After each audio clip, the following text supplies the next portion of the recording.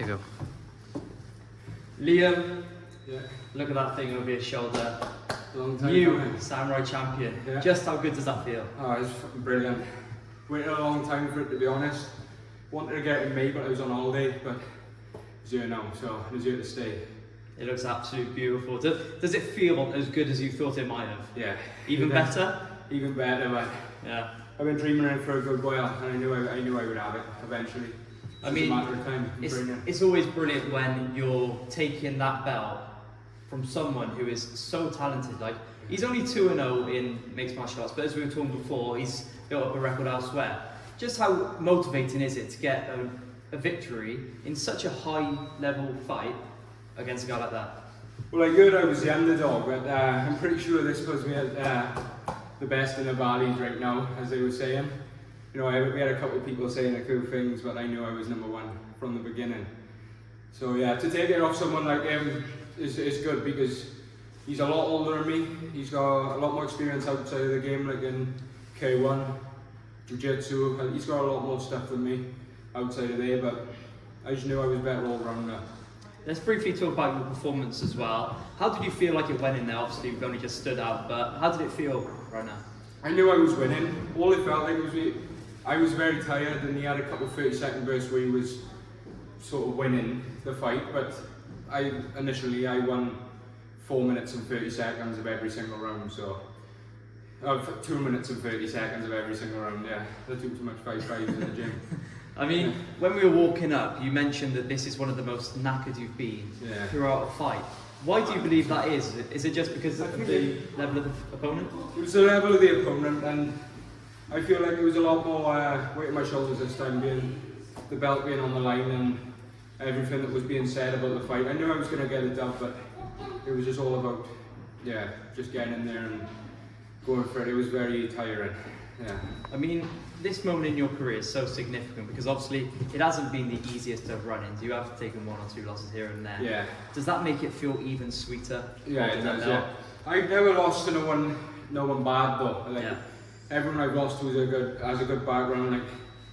Like Callum George, judo black belt, 20-something years of age. I was 18.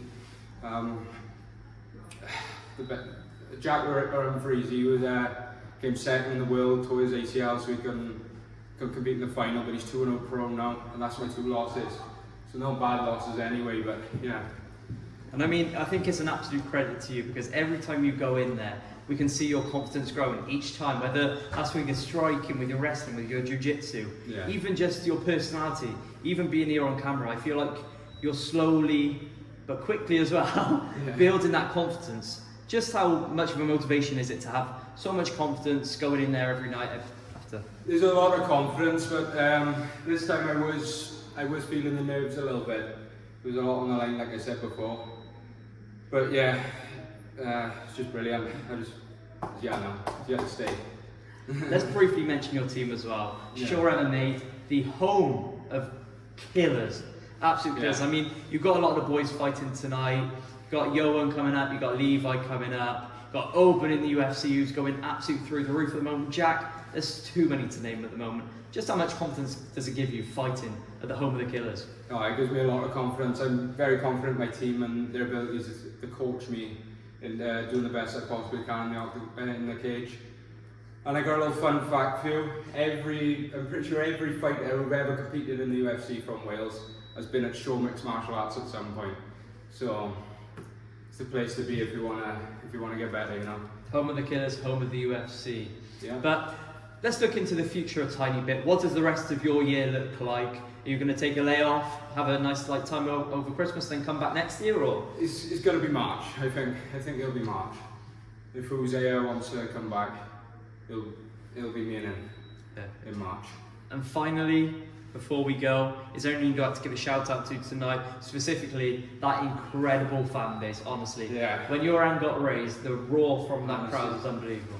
Honestly, all my friends and family who were in the crowd, all my team at Show Mixed Martial Arts, my coaches such as Richard Shaw, Carl Parker, Jack Tank Shaw, and Heen. They've just been a brilliant support all camp, all my teammates, everyone. Yeah, shout out to everyone from Show MMA and my family and my friends.